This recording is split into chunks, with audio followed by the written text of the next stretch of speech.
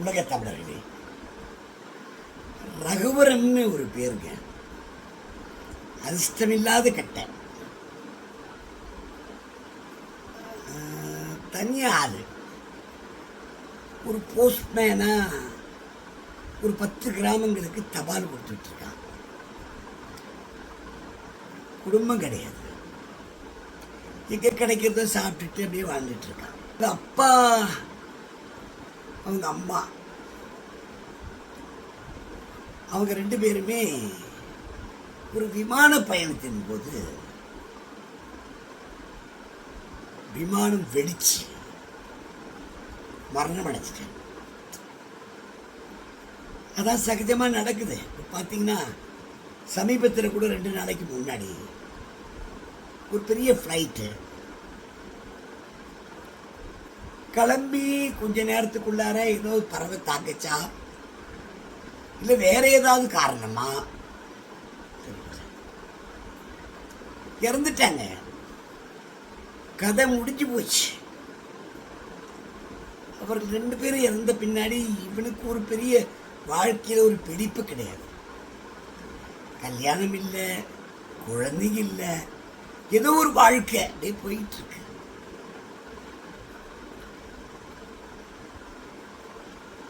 விபத்து அப்படிங்கிறது வேற.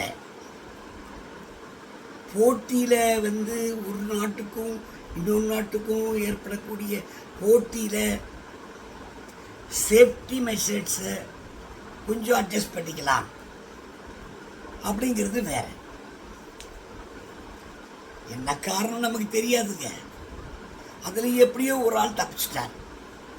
அவர் வரணும், கருப்பு போட்டி வரணும், இதெல்லாம் வந்தா ஓரளவுக்கு உண்மைகள் தெரியக்கூடும். பட் இதுவரைக்கும் தெரிஞ்ச உண்மை பறவை மோதிடுச்சு, விமானம் மேலே எழும்பல, சரி அதான் போச்சு. பக்கத்திலே ஒரு மருத்துவ கல்லூரி பில்டிங் மேலே போய் மோதி அங்கே படிச்சுக்கிட்டு இருந்த ஸ்டூடெண்ட்ஸ் சில பேர் செத்து போயிட்டாங்க.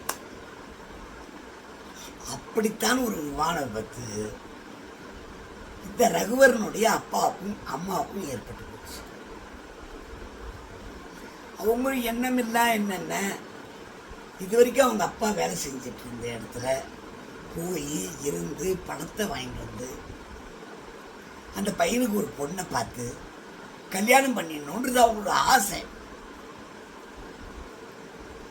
அந்த ஊரில் ஒரு சாமியார் வந்தபோது அவங்க அப்பா ஆர்வப்பட்டு அவர்கிட்ட வெத்தலை பாக்கு பழம்லாம் வச்சு, என் பையன் ஒரே பையங்க,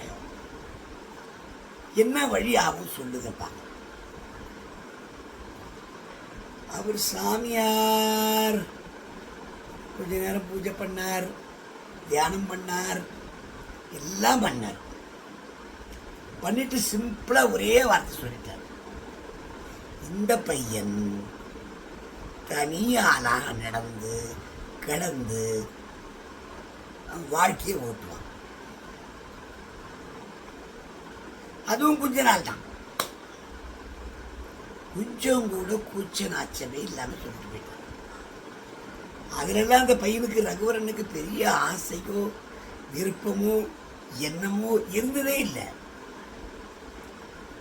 நடந்தது நடந்து போச்சு, இனி நடக்கிறத பார்ப்போம்.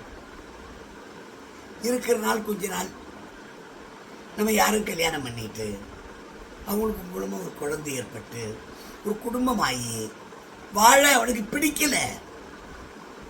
ஏன்னா அவங்க தாய் தந்தை அவனுக்கு தெய்வம் மாதிரி. அவங்க போன பின்னாடி வாழ்க்கையில எந்த பிடிமானமும் இல்லாம வாழ்றான். அப்போ அந்த ஊர்ல இருக்கக்கூடிய நகர தலைவர்கள் பெரிய பிரமுகர்கள் எல்லாம் சேர்ந்து, இப்படி இருக்காதரா, நீ உன்னுடைய தொழில நேர்மையா இருக்க, தபால் பட்டுவாடாவை சரியா செய்யற,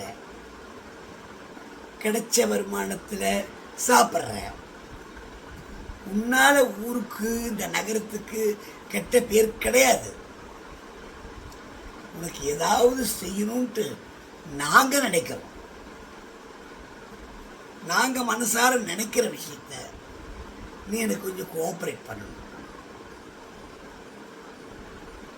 ரகுவரன் சொன்னா, என்னையா உங்களுக்கு தெரியாதா, நான் எல்லாத்தையும் இழந்து நிற்கிறேன், நான் என்ன பண்ணணும்னு சொல்லுங்க சொல்லுங்க, நான் செய்கிறேன், ஆனால் கல்யாணம் பண்ணிக்கணும்னு சொல்லாதீங்க. அவனுக்கு பொண்ணு கொடுக்கறதுக்கு நான் நீன்னு போட்டி போடுறாங்க.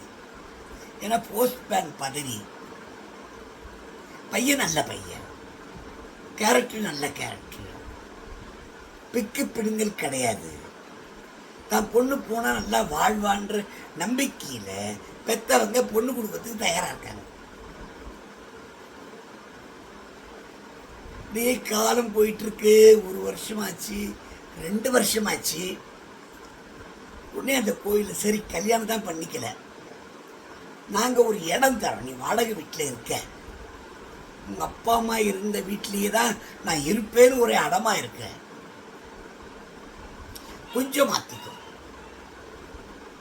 நீ கொஞ்சம் மாற்றிக்கிட்டு நீ நாங்கள் கொடுக்குறோம் இடம், ஒரு கோயில் இடம் இருக்குது, பெரிய கிரவுண்டு, அதில் உனக்கு அரை கிரவுண்டு தரோம், நீ அதில் வீடு கட்டிக்கோ, வாழு, கல்யாணத்துக்கு ஒன்று நான் தொந்தரவு பண்ணலை, நீயா எப்போ விரும்பி எனக்கு பண்ணி வைக்கன்னு சொல்கிறியோ இந்த ஊரே சேர்ந்து நாங்கள் உங்களுக்கு பண்ணி வைக்கிறோம். ரகுவரனுக்கு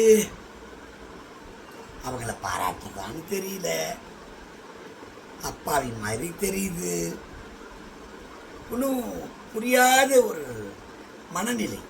ஏன்னா அவங்க அப்பா அம்மாவோட இழப்பு அவனால் தீர்ணம் பண்ணவே முடியல. ஏதோ கடமைக்காக போஸ்டுகளை வாங்கிறது, இந்த 10 கிராமத்துக்கு கொண்டு போய் கொடுக்கறது, யாராவது படிக்க தெரியுதுன்னா படித்து காட்டுறது, எழுத தெரியுதுன்னா எழுதி கொடுக்கறது, இப்படி ஒரு உதவிகளை அவன் செஞ்சுட்டு வரான்.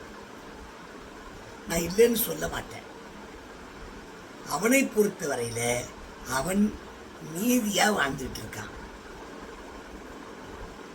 இந்த சூழ்நிலையில் ஒரு டேரா ஒன்று போட்டுக்கிட்டு இவங்க கொடுத்த இடத்துல ஒரு சின்ன கட்டில் மட்டும் ஒன்று வாங்கி உள்ள போட்டு சமையல் பண்ணுறதில்லை. தபாலுக்கு போகிற இடங்கள்லையே யார் வீட்லையாவது கூழ் கொடுப்பாங்க, கஞ்சி கொடுப்பாங்க, குடிச்சுக்குவாங்க. மாத சம்பளம் வந்துச்சுன்னா பெரிய செலவுகள் கிடையாது. ஒரு 3 குழந்தைகளை படிக்க வைக்கிறதுக்கு பொறுப்பேற்றுட்டு இருக்காங்க. வாழ்க்கையில் பாருங்க, ஒரு பக்கம் அப்பா அம்மா இறந்துட்டாங்க, ஒரு பக்கம் அனாதை வாழ்க்கை, ஒரு பக்கம் ஊரே அவன் பக்கம் நிற்குது. இருந்த சூழ்நிலையில் கூட வறியவர்களுக்கு உதவணுன்ட்டு இருக்காங்க. இவனுடைய சம்பளத்தில் ஒரு 3 குழந்தைகளை படிக்க வைக்கிறான், ஒரு உதவி செய்கிறான். அவனை சாமி மாதிரி கும்பிட்றாங்க. இப்படியே காலம் போகுது. என்னமோ தெரியல, அந்த ஊரில் ஒரு திடீர்னு ஒரு கொடிய நோய் ஒன்று வருது. ஒரு விஷ ஜுரம், வாந்தி, பேதி, என்னன்னு சொல்ல தெரியாத ஒரு நோய். அந்த ஊரில் ஏறக்குறைய ஒரு 15 பேர் இந்த நோயால் தாக்கப்பட்டு இறந்தே போயிட்டாங்க. என்ன பண்றதுன்னு தெரியல. இது நம்ம கிட்ட ஒண்ணு இல்லை அப்படிங்கிறது மட்டும் எனக்கு நல்லா தெரியும். நாம ஒரு வெறும் பொம்மை, யாரோ ஒரு ஆள் நடத்திட்டு இருக்காரு. அது இயற்கையா இருக்கலாம், கடவுளா இருக்கலாம், யாராவது இருக்கலாம். இப்படியே காலம் உருண்டோடிட்டே இருக்கு. இன்னும் 2 வருஷம் போயிடுது. இந்த நோய் கொஞ்சம் பரவுது, அப்படியே போகுது, வருது, ஒரு 25 பேருக்கு வருது. திரும்பவும் பார்த்தீங்கன்னா வேகமாக பரவிடுச்சு. ஒரு 2 வருஷத்துக்கு அப்புறம் வேகமாக பரவி இவனையும் தாக்கிடுச்சு.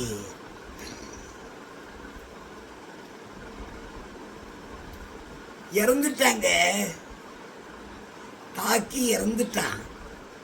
இவன் கூட ஏறக்குரிய ஒரு 25 நபர்கள் செத்து போயிட்டாங்க. சுகாதார அதிகாரிகள், அங்க இருக்கிற மேல இருக்கக்கூடிய அதிகாரிகள் எல்லாம் வந்துட்டு இந்த பாடி யாரும் வீட்டுக்கு எடுத்துட்டு போகக்கூடாது, போனா அவங்களுக்கு இன்ஃபெக்ஷன் ஆயிடும். அதனால ஒரு பொது இடத்தை காட்டுங்க, அங்க பள்ளம் தோண்டி நம்ம வச்சிருவோம், அதுக்கு மேல ஒரு ஜீவ சமாதி மாதிரி ஒன்று வச்சுக்கோங்க, கும்பிடுறவங்க கும்பிடுங்க அப்படின்னு. அப்புறம் இவனுக்காக ஒதுக்கப்பட்ட ஒரு இடம், அரை கிரவுண்டு இடம், அது சும்மா தான் கிடந்துச்சு. டென்ட் எல்லாம் பிரித்து போட்டு கட்டில் தூக்கி போட்டு அந்த இடத்த நல்லா ஆழமாக ஜேசிபி வச்சு தோண்டி இந்த இவங்க இறந்து போனவங்களுடைய உடலெல்லாம் கொண்டு போய் அதில் போட்டு அடக்கடம் பண்ணுறதுக்காக ஏற்பாடு பண்ணுறாங்க. தோண்டி எடுக்கிறாங்க, உள்ள ஒரு பெரிய ஒரு தவளை கிடைக்குது. அதுல திறந்தா எல்லாம் தங்க காசுகள். பாருங்க, அங்கேயே பல வருஷங்கள் இவங்க வாழறான்.